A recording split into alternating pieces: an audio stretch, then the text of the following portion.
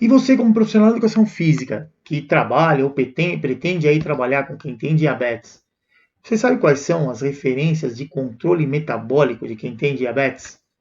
Uma delas é bastante popular, que é exatamente a medição da glicemia capilar. Essa aí todo mundo conhece, as referências lá são bem claras em relação a isso, né? Qualquer referência aí das organizações científicas que cuidam, né, do tratamento do diabetes, orientam o tratamento do diabetes, e todas elas têm aí as suas referências com relação a exercícios e diabetes. Elas têm lá a recomendação de que o indivíduo deve medir a glicemia quando tem diabetes e for fazer o exercício físico, medir antes, durante e após o exercício físico. Isso por conta do poder que a gente sabe que o exercício físico tem para diminuir a concentração de glicose no sangue. Isso é independente do tipo de exercício que a gente faça ou mesmo do modo que ele está sendo aplicado. Mas isso não quer dizer que a gente consiga determinar o que vai acontecer daqui 5 ou 10 minutos, porque a nossa glicemia, a gente sabe bem que ela é bastante variável, principalmente quando a gente está em exercício físico, em treinamento. Nessa situação, a mudança é mais rápida ainda. Então, apesar da glicemia capilar ela ser uma referência muito boa, ela é muito segura para a gente, né, que vai trabalhar com exercício de diabetes, ela é uma medida pontual, ela é uma medida direta, mas ela é uma medida transversal. Você sabe que está aquele valor, mediu agora. Outra referência que a gente tem, né, do tratamento metabólico de quem tem diabetes, isso aí já é uma questão de médio prazo, né, que seria assim, referência dos últimos 3 meses, como é que teve essa glicemia? É um exame chamado aí hemoglobina glicada. A hemoglobina ela se liga facilmente à glicose que está ali circulando no sangue. Isso aí é fisiológico. E a partir do momento que ela se liga a essa glicose, ela não se desliga mais. Né? Ela fica uma ligação. Ela se liga à glicose até ela entrar em apoptose, que quando o tempo de vida da célula é entre 90 e 120 dias, existe essa referência, né, de quanto a hemoglobina se ligou à glicose. Então esse é um exame que ele é feito frequentemente, né, pelo menos a cada 3 meses, para quem tem diabetes mellitus tipo 1, para quem tem diabetes mellitus tipo 2, no mínimo aí 2 vezes por ano, para saber mais ou menos o quanto a hemoglobina se ligou à glicose. E esse percentual de ligação da hemoglobina na primeira camada dela com a glicose, que é irreversível, ele reflete, aí, se o exame for feito hoje, ele reflete a média de glicemias que esse indivíduo com diabetes teve nos últimos 3 meses. E essa referência é um valor referencial principalmente do tratamento do diabetes. E a gente sabe que o tratamento está baseado em 3 grandes pilares, que é a alimentação saudável, o exercício físico e também o tratamento medicamentoso, né, os antidiabéticos orais ou mesmo aí as insulinas. Hemoglobina glicada, o que é referência para um bom tratamento de quem tem diabetes? É ter aí uma hemoglobina glicada menor do que 7%, né, de glicação. Então, nessa situação, a gente sabe que menor do que 7% quer dizer que o indivíduo teve ali uma média de glicemia durante esse período de 3 meses de mais ou menos 154 miligramas por decilitro, e isso representa aí um bom controle do diabetes. Para referência de glicemia, que a gente tem uma faixa, né, de glicemia. Então, o que é fisiológico para o nosso sistema? Seriam glicemias menores do que 180 mg por decilitro e maiores do que 70 mg por decilitro. Então, estando dentro dessa faixa, na maior parte do tempo, o indivíduo que tem diabetes, ele certamente vai ter uma hemoglobina glicada aí, próximo de 7% ou até abaixo de 7%. Então, de primeiro momento, o que é recomendado é isso. Muitas vezes a pessoa com diabetes fala assim, não, eu não vou, eu quero que a minha hemoglobina glicada baixe. Só que a hemoglobina glicada é um valor médio estimado do valor de glicose que teve lá se ligando à hemoglobina. Só que esse valor médio, como é uma média, a média ela é muito suscetível a mudanças. De repente a pessoa tem uma hemoglobina glicada lá menor do que 7%, 6,5%, por exemplo, 6,9%, está ótimo. De primeiro momento, está bom.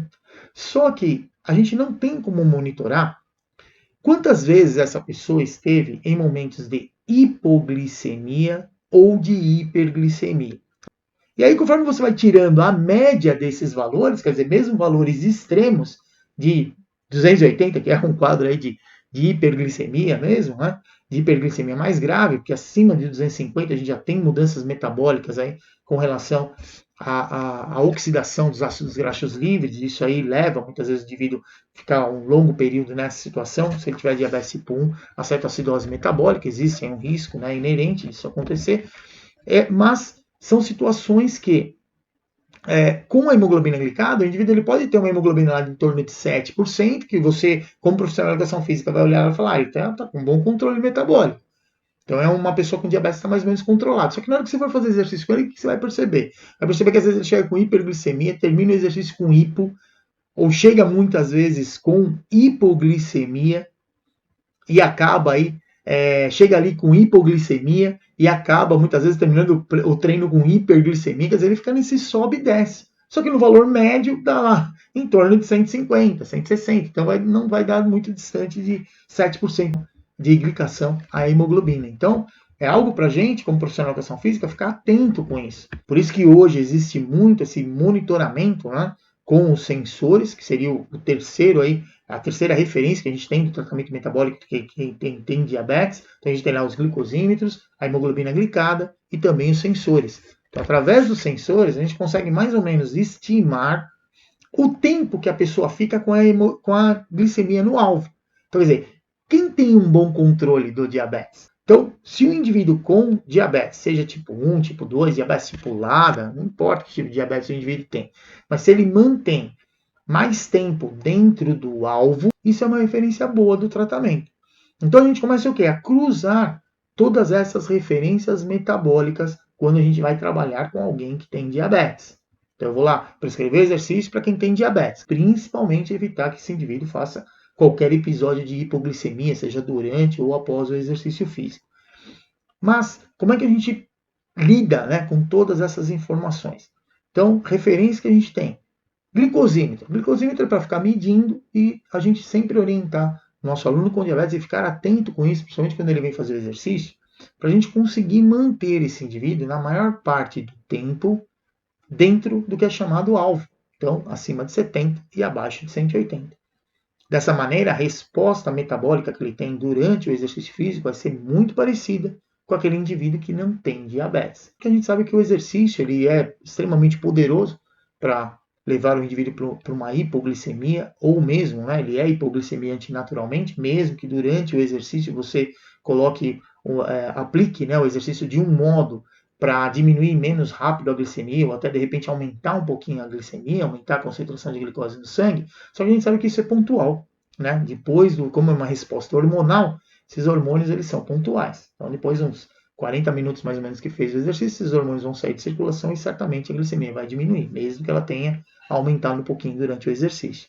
Então, é algo para a gente, como profissional de educação física, ficar muito atento a isso. Com relação à hemoglobina glicada. Hemoglobina glicada, foi o que eu falei, o indivíduo ele pode ficar nesse sobe e desce, quer dizer, uma labilidade muito alta, e aonde ele tem um valor médio lá em torno de 7% de glicosilação. Então, assim, se o aluno está com hemoglobina acima de 7, está 7,2, 7,1, quer dizer, está um bom controle, de primeiro momento, sim.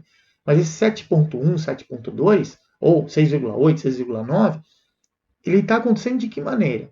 O indivíduo está acordando todo dia hiperglicêmico e está fazendo durante o dia 3, 4 hipoglicemias.